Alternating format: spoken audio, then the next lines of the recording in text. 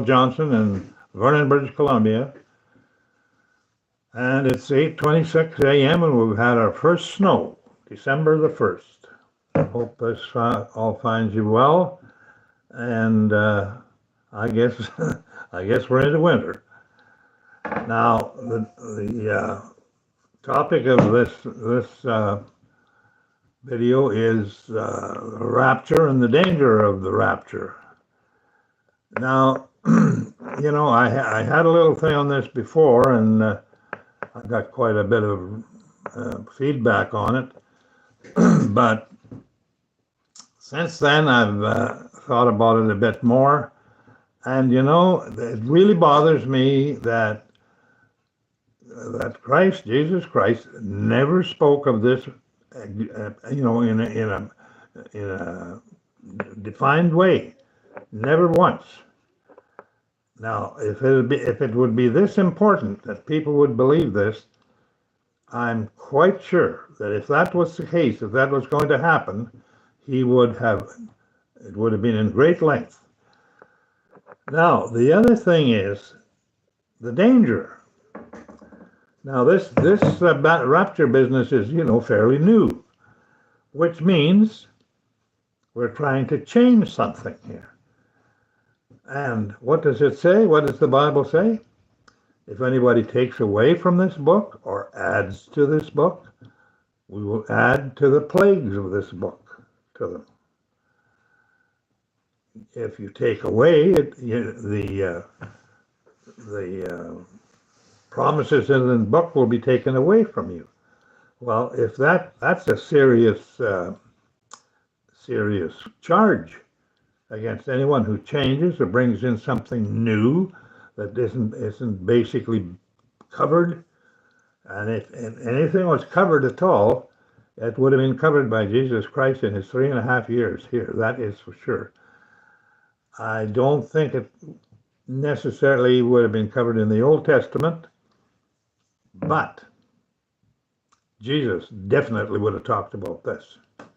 He warned about hell a lot, and he warned about other things too, but really about hell he warned a lot. And when you realize that his whole objective between him and the Father was that he would pay the price for the people of the world who could not keep the Ten Commandments, God's commandments, and therefore would be subject to death.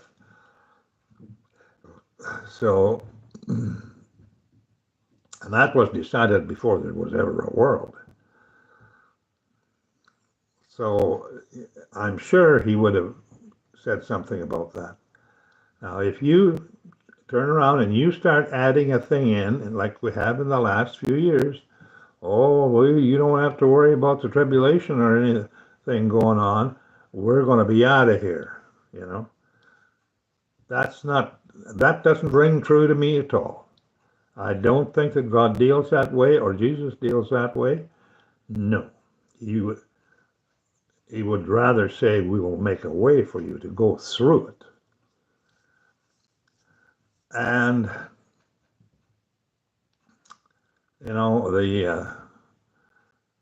that attitude or that idea, that's actually foreign to Jesus' teachings. The world is this world is, everybody's watching. You have your eyes open and you're watching that this world is winding down. I mean, it has to get, good is evil and evil is good. That's where we're at now. And, I often get upset by the way things are going and whatever until I realize that it's part of the plan. It's part of God's plan. It's going to go through. It's going to happen. Not because I don't think so. It's not up to me at all. Even though it upsets me, but if you understand that, you understand that there is a plan, and the plan is this world will be wound up, and God will, he'll extract his wrath for all the things that this world has done to his rules and laws and his creation. It's going to happen, folks. That's for sure. Now, it basically says in the Bible that, Christ will return, and I didn't read anywhere where this snatched up business, it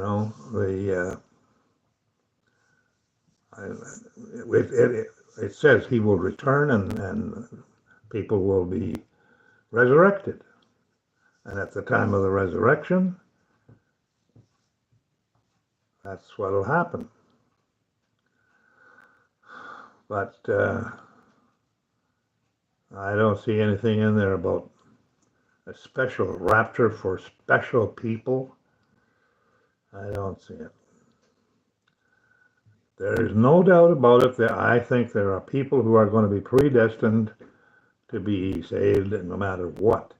But I don't know if I should say this or not, but there's so many things have happened to me in my life I don't really understand why. Ever since I was a young person, when I was, I'll bet you 13 or 14, maybe in there somewhere, I started thinking about, why we're here and all this sort of stuff. And I always thought, well, we're here for the purpose of making up our mind about something. We have to choose something. That's all I thought about then, and we're here to do that. That's for sure. Now, the thing is, God deals in such different ways that we don't understand. The business of dying, for one thing, no matter how you die, but the business of dying since Christ was crucified has basically been changed to sleep. He did say that you will go to sleep with your fathers. That's what he said. That was after he was resurrected. Or I'm not too sure about that. It was either before or after, but anyway, that's what he said. That's in his words. And basically, there's no real death. You just go to sleep with your fathers until you're called. Because I've paid the price of death. I've removed death from you.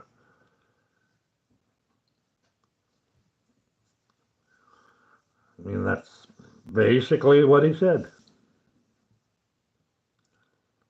There's no sense trying to put in things that don't belong because I think this or you think that. That does not work. We have no power to do that. I mean, it's easy to do, to think this or think that. But anyway, I think we're going to leave it at that. And hopefully people who are on this rapture kick will give it another thought and then decide whether they should be doing this or not. And maybe even making arrangements to get being resolved,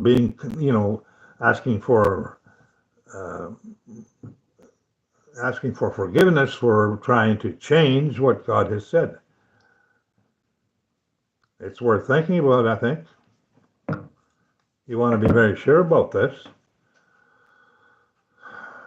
because if it would have been that important, Christ would have talked about it at length. It would have been quite a thing.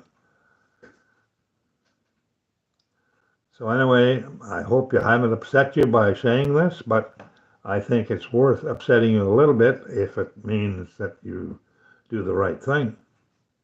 You don't want to do the wrong thing. I don't think you go to hell for it or anything like that. I don't think so. But it says if you try to change what God has said, you could face problems. Anyway, it's the 1st of December. We're heading into winter. Monday, I'm leaving on a cruise. See how that goes. We'll do a couple of podcasts from the ship. Anyway, thank you. Good night, and God bless.